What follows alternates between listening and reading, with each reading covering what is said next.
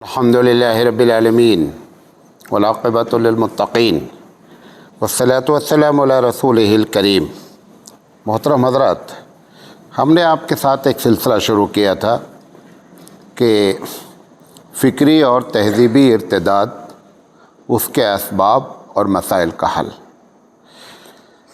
उस पर हमने अपनी तकरीर को दो हिस्से में तक़सीम किया था।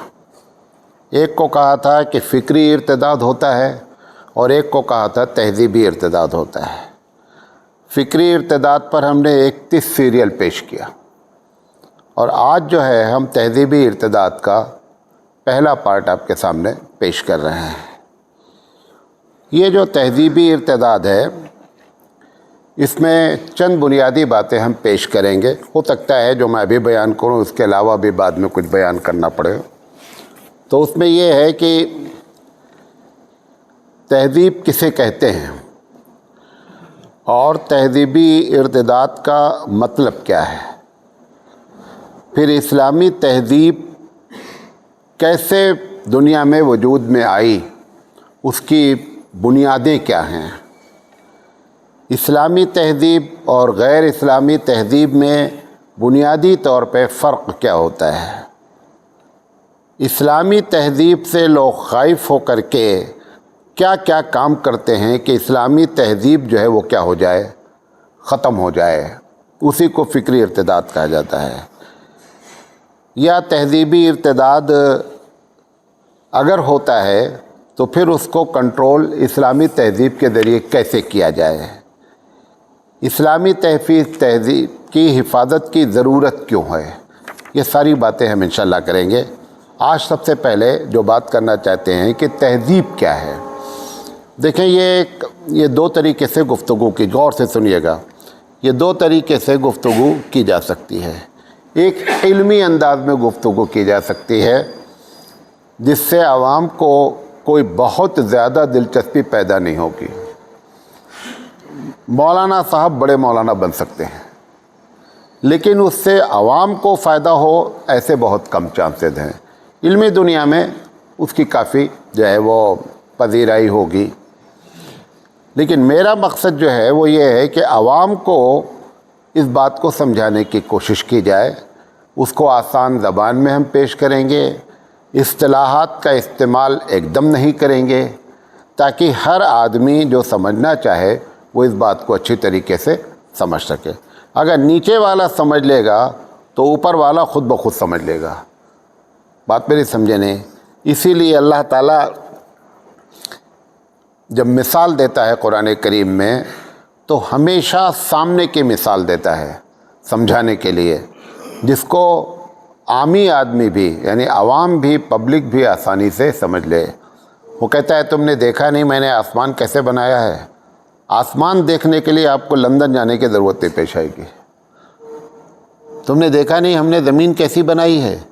ये जो मिसालें अल्लाह ताला देता है उसकी बुनियादी वजह यह है कि नीचे से निचला तबका भी क्या करे, बात को समझना चाहे तो बआसानी समझ सके। एक बात और भी इसी के साथ, इसके पहले भी गालबन आपसे बताया या नहीं बताया, तो जितनी चीज़ें अल्लाह ताला फ़र्ज़ करता है, क्या करता है, फ़र्ज़ करता है, उन तमाम चीज़ों में वो निचले दर्जे के लोगों को सामने रख कर फ़र्ज़ करता है। हज में एक मिसाल दे रहा हूँ, हज में 3 चीज़ें फ़र्ज़ हैं। एक ये है कि आप इहराम की नियत कर लें, और दूसरा ये है कि आप बैतुल्लाह का तवाफ़ कर लें, और तीसरा ये है कि आप अरफा में जाकर ठहर जाएं। इन तीनों के लिए आपका आलिम होना या BA पास होना कोई ज़रूरी नहीं है। आम आदमी भी क्या कर सकता है, इस फ़र्ज़ को अदा कर सकता है। ऐसे ही हर फ़र्ज़ है। तो उस बात को मद्देनज़र रखते हुए मैं भी कोशिश करना चाह रहा हूँ कि मकसद जो है वो आवाम को समझाना है कि ये तहज़ीब क्या होती है। तो इस सिलसिले में आप इल्मी तौर पर हमारी गुफ्तगू को नहीं सुनें, बल्कि आम अंदाज में बात को समझने की कोशिश करें। तहज़ीब जो है, जिसको हिंदी में सभ्यता कहते हैं, अंग्रेज़ी में कल्चर कहते हैं, کبھی کبھی عربی میں ہزارہ کہتے ہیں، ثقافت کہتے ہیں، یہ سارے لفظ استعمال ہوتے ہیں۔ حقیقت کیا ہے کہ آپ کے عمل سے اگر آپ کی پہچان ہو جائے وہی آپ کی تہذیب ہے۔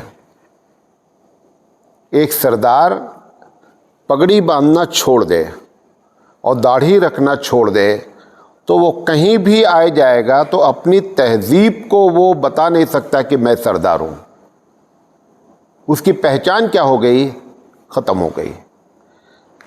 اور اگر تہذیب کی پہچان ختم ہوگی تو نتائج بھیانک برآمد ہوں گے۔ تو تہذیب نام ہے اپنی شناخت کو، اپنی پہچان کو برقرار رکھنے کا۔ بات میری سمجھے؟ اس میں آپ کا رہن سہن آتا ہے، اس میں اٹھنا بیٹھنا آتا ہے، اس میں آپ کی پیدائش کے وقت کے رسم و رواج آتے ہیں، موت کے وقت کے رسم و رواج آتے ہیں، کھانا پینا آتا ہے، اس میں لباس آتا ہے، ہماری روایتیں کیا ہیں، عبادت کا طریقہ کیا ہے، سیاسی نظام کیا ہے، تعمیرات کا فن کیا ہے، یہ ساری چیزیں مل کر کے آپ کی پہچان بنتی ہیں، جس کو کہا جاتا ہے تہذیب۔ اس میں سے ہم جس پر زور دینا چاہ رہے ہیں وہ عبادت، سیاسی نظام وغیرہ پہ نہیں، بلکہ روزمرہ کی زندگی میں جو ہمارا اٹھنا بیٹھنا، کھانا پینا، رہنا سہنا ہے وہ اسلامی تہذیب کے دائرے میں ہو۔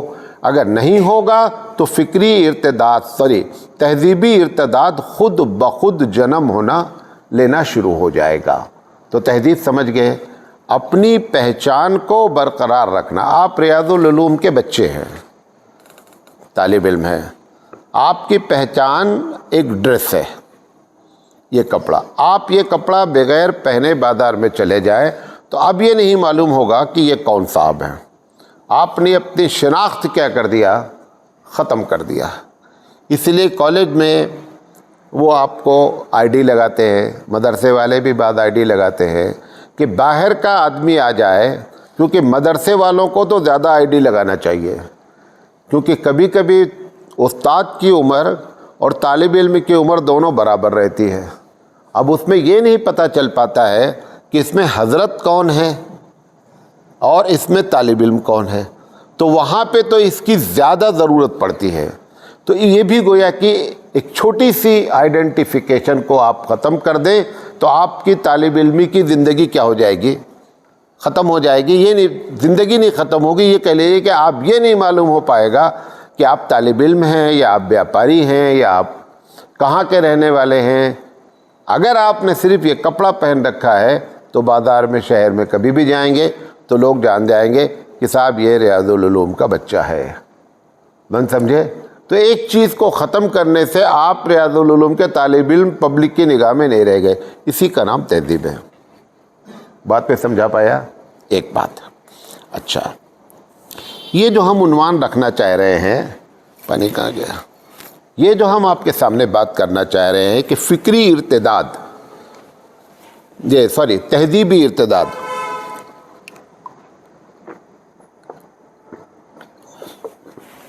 یہ تہذیبی ارتداد کیسے ہوتا ہے اور اس کے کیسے نقصانات ہوتے ہیں؟ نقصانات ابھی ہم نہیں ذکر کریں گے، تہذیبی ارتداد ہوتا کیسے ہے۔ تہذیبی جو ارتداد ہوتا ہے تو سب سے پہلے جو ظاہری ہماری شناخت ہوتی ہے وہ کیا ہوتی ہے؟ ختم ہوتی ہے۔ مطلب آپ کا کھانے پینے کا اسٹائل انگریزوں کا ہو گیا، شادی بیاہ کا طریقہ یہودیوں اور نصرانیوں کا ہو گیا، کپڑا پہننے کا طریقہ انگریزوں کا ہو گیا۔ ایسے ایک ایک کر کے جب آپ کی آئیڈینٹیفیکیشن ختم ہوتی ہے تو اس کا ایک بھیانک نتیجہ یہ نکلتا ہے کہ ایسے لوگ کچھ دن میں دین سے خود بخود کیا ہوتے ہیں؟ دور ہو جاتے ہیں۔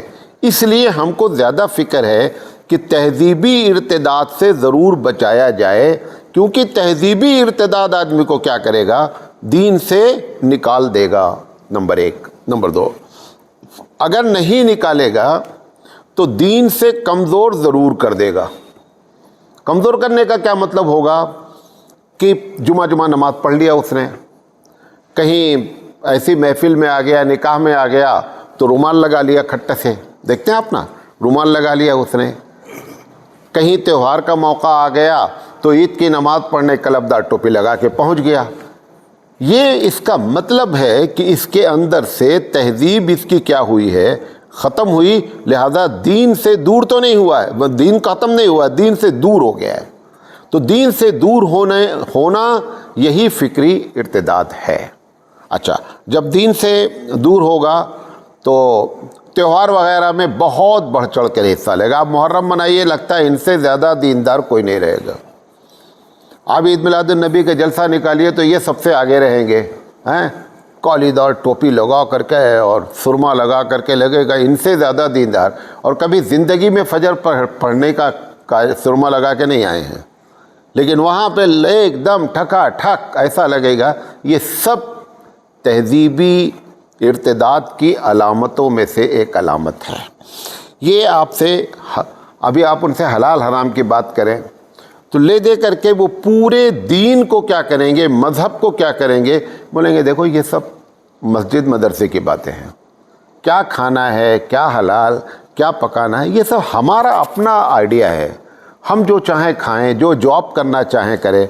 हराम है, म्यूज़िक भी सीख लेंगे, म्यूज़िक के टीचर भी बन जाएंगे, फ़ोटोग्राफी की दुकान भी खोल लेंगे। क्यों? ये सब तहजीबी इर्तिदाद में मुलव्विस होने की वजह से दीन से या तो दूर हो गए या दीन से उनका रिश्ता क्या हो गया है, कमज़ोर हो गया है। तो हलाल और हराम की तमीज़ भी क्या हो जाएगी, ख़त्म हो जाएगी।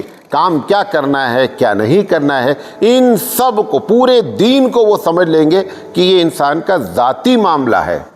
आदमी अपनी ज़ात के लिहाज से अपने मफाद को मुक़द्दम रखते हुए जब चाहे नमाज़ पढ़ ले, जिस चाहे को, कभी वो खाना है वो खा ले, ये खाना है ये खा ले। बियर चलती है, बियर में बहुत कम परसेंटेज अल्कोहल होता है, ऐसी सारी बातें करने लगेंगे। इसी का नाम है तहजीबी इर्तिदाद।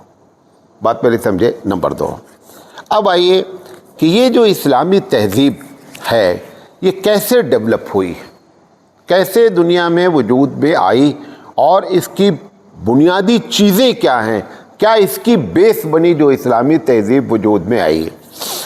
देखिए, जब इस्लाम का ऐलान हुआ, इस्लाम तो हज़रत आदम अलैहिस्सलाम के ज़माने से है। नबी करीम सल्लल्लाहु अलैहि वसल्लम ने जब अनाउंस किया कि मैं अल्लाह का रसूल हूँ, तो इस्लामी तहजीब उसी दिन से अल्लाह के रसूल सल्लल्लाहु अलैहि वसल्लम को अल्लाह ने बताई और उसी तरीके पर इस्लामी तहजीब डेवलप हुई। अब हुआ क्या कि कहीं पर, देखिए गौर से सुनिएगा, कहीं पर इस्लाम पहुंचा वहाँ पहले से सभ्यता मौजूद थी, कहीं इस्लाम पहुंचा और वहाँ पर सभ्यता मौजूद नहीं थी। ये अरब का जो अल्लाह ताला ने इंतखाब किया कि मोहम्मद सल्लल्लाहु अलैहि वसल्लम को अरब में भेजा जाए। भारत बहुत बड़ा देश था, बड़ा कल्चर था, बड़ी आबादी थी, खाने पीने का बड़ा इंतज़ाम था, बड़ी मौज मस्ती थी। यहाँ नहीं पैदा किया गया। पैदा किया गया कहाँ इसको, नबी करीम सल्लल्लाहु अलैहि वसल्लम को अरब में। उसकी बहुत सी वजह है, उसमें से एक वजह ये है कि ये ऐसे लोग थे जिनकी अपनी कोई तहजीब नहीं थी, और जिसकी अपनी कोई तहजीब नहीं होती है, ऐसे इलाके में अगर आप किसी चीज़ को मुदल्लल अंदाज में, मफाद के अंदाज में अगर पेश करेंगे, मंतकी अंदाज में पेश करेंगे, 3 लफ्ज़ बताया, अगर आप पेश करेंगे तो वो बहुत जल्दी क्या कर लेगा, कबूल कर लेगा, क्योंकि वो किसी दूसरी तहजीब के मातहत पहले से रहा नहीं है। अच्छा, और जो तहजीब वाले हैं, अगर वहाँ पर आपने इस्लाम का काम किया तो इस्लाम भले कबूल कर ले, तहजीब को जल्दी से कबूल नहीं करेंगे। मिसाल के तौर पर आपका कर्नाटक है, आंध्रा है, तमिलनाडु है, ये सब जगह पर, केरला है, इन केरला में सबसे पहले इस्लाम आया। ये सब जगह आप पर इस्लाम आए हुए तकरीबन 1200 साल हो रहे हैं। कितने साल हो रहे हैं? 1200 साल में टोटल भारत को इस्लामी तहजीब में ढल जाना चाहिए था। अगर भारत को नहीं तो कम से कम भारत के मुसलमानों को टोटल इस्लामी तहजीब में ढल जाना चाहिए था। आप देखिए, आज तक बंगाल और बिहार की औरतें बिंदिया नहीं छोड़ पाई हैं। आप कर्नाटक आ जाइए, आज तक ये मंगल सूत्र नहीं छोड़ पाई। क्यों? ये पहले से तहजीब याफ्ता लोग थे, इनकी अपनी सभ्यता थी। इस्लाम तो इन्होंने कबूल कर लिया, वो मंगल सूत्र वाली हो सकता है तहज्जुद गुजार हो, ऐसा नहीं है, लेकिन वो इस्लामी तहजीब के में रंग नहीं पा रही है। क्योंकि ये सब जगह जहाँ पर इस्लाम आया, ईरान, यूनान, हिंदुस्तान, ये यहाँ इस्लाम जब गया तो ये इस लोगों को तो मुसलमान बना दिया, लेकिन तहजीब जो है ना वो इस्लामी गालिब नहीं हो पाई। जैसे और बताता हूँ, ईरान एकदम लगा हुआ है, किससे? अरब से एकदम लगा हुआ है। अगर समुद्री रास्ते से जाया जाए तो हो सकता है 40 मिनट का रास्ता हो, लेकिन आज तक ईरान की मादरी ज़बान अरबी नहीं हो सकी। आज भी उसकी ज़बान क्या है? उसकी ज़बान फ़ारसी है। क्यों? क्योंकि वो पहले से वेल कल्चर्ड, बहुत ज़्यादा अपने आप पे फ़ख्र करने वाली सभ्यता और तहजीब रखता था, लिहाजा वो लोग तो मुसलमान हो गए लेकिन तहजीब को मुसलमान नहीं बना सके। बहुत दूर 3,500-4 हज़ार किलोमीटर सूडान है। सूडान की अपनी तहजीब कुछ नहीं थी, वहाँ पर इस्लाम दाखिल हुआ और आज उनकी ज़बान क्या हो गई? मादरी ज़बान अरबी हो गई, क्योंकि उनकी अपनी तहजीब नहीं थी, लिहाजा वो मुसलमान भी हुए और इस्लामी तहजीब को भी क्या कर लिया? उन्होंने अपना लिया। कुछ चीज़ों में उनकी अपनी इलाकाई तहजीब भी है, लेकिन एक बड़ी चीज़ में क्या हो गया? इस्लामी तहजीब गालिब आई। तो हबीब मुस्तफ़ा सल्लल्लाहु अलैहि वसल्लम जिस इलाके में आए, ये इलाके वाले की कोई अपनी तहजीब नहीं थी। किसी का पैसा लूट लेना वही तहजीब थी। 4 औरत, 5 औरत, 20 औरत, 25 औरत, जैसा जिसको पैसा हो उस लिहाज से उन्होंने बीवी रख रखी थी। जैसा चाहा प्रॉपर्टी, जो जी चाहा करते रहते थे, लड़ाई मार काट जंग पंग सब कुछ होता रहता था। ऐसे इलाके में हबीब मुस्तफ़ा सल्लल्लाहु अलैहि वसल्लम को अल्लाह ने भेजा ताकि इस्लामी तहजीब जो अल्लाह चाहता है, ये अल्लाह चाहता है। इस्लामी तहजीब के फार्मूले किसके हैं? वो रब्बे जुल जलाल के हैं, जो हबीब मुस्तफ़ा के ज़रिए आए हैं।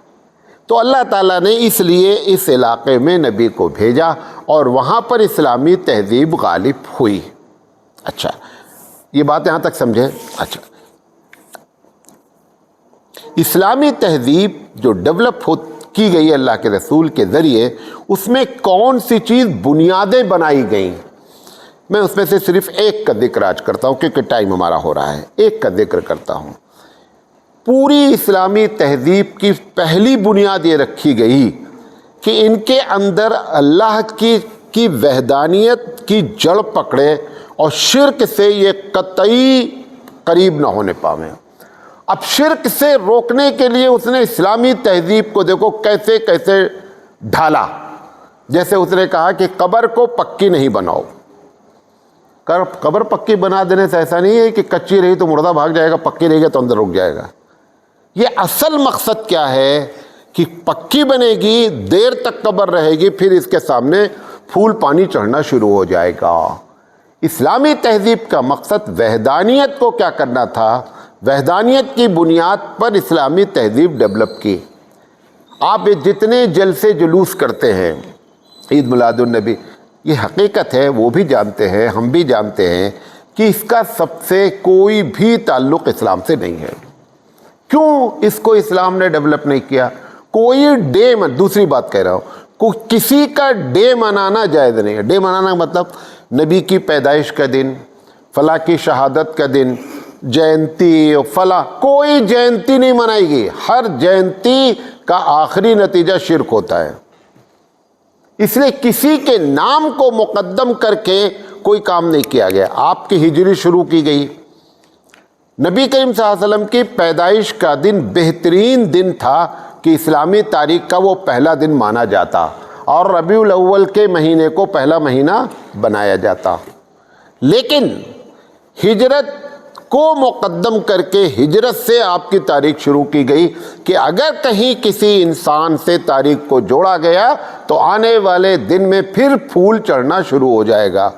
بھئی جتنے بھی دنیا میں جینتی منائی جا رہی ہیں سب کی پوجا ہوتی ہے، چاہے بدھ ہوں، چاہے گرو نانک جی ہوں، چاہے جین ہو، اور چاہے جتنے لوگ ہیں. آپ نے بھی جینتی منانی شروع کر دیا، پیدائش کا دن منانا شروع کر دیا. آپ بھی تھرماکول بنا کر کے گنبد خضرا کی پوجا شروع کر دیا آپ نے بھی. اس لیے اسلام نے کیا کیا، اس وحدانیت کو برقرار رکھنے کے لیے اس نے کوئی بھی ایسا کام نہیں کیا تہذیبی لحاظ سے کہ جس سے وحدانیت کو کیا پہنچے، نقصان پہنچے. کسی نبی کی تصویر بنانا جائز نہیں ہے. اگر کہیں خدا نخواستہ تصویر حضور کے زمانے سے، حالانکہ اس وقت بھی بڑے بڑے فنکار تھے، پتھروں کو کاٹ کر کے ایسا لگتا تھا آدمی کھڑا کر دیا ہے، لیکن اسلام نے سختی سے وہ رنگ سنگ تراشی منع کیا، مجسمہ بنانا منع کیا. کسی کا مجسمہ، عام آدمی کا مجسمہ بھی بنانا منع کر دیا. وجہ کیا تھی؟ وجہ یہ تھی کہ اس سے وہ جو تہذیب ڈیولپ کرنا چاہتی تھی، جس کا پہلا عنصر کیا تھا، توحید کی، یہ سب توحید کی بنیادوں کو کمزور کرنے والے چیزیں تھیں. کسی نبی کے انتقال پر، کسی صحابی کے انتقال پر کوئی عرس نہیں منایا گیا. ہر عرس میں کیا ہوتا ہے؟ شرک ہوتا ہے. دنیا میں جتنے بھی عرس منائے جاتے ہیں، آپ بولیں کل ہوگا اس سال جو تو کچھ بھی ہو، لیکن شرک ہونا لازم ہے. ہر پکی قبر پر سجدہ ہونا لازم ہے. یہ ایک بڑی چیز ہے جو اسلامی تہذیب کی پہلی بنیاد رکھی گئی کہ وحدانیت کی بنیاد پر اسلامی تہذیب کو بڑھنا چاہیے.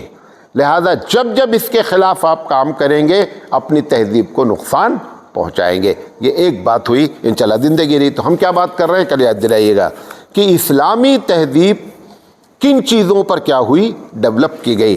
اللہ تعالیٰ سے دعا ہے کہ اللہ تعالیٰ کہنے سے زیادہ عمل کرنے کی توفیق عطا فرمائے. وآخر دعوانا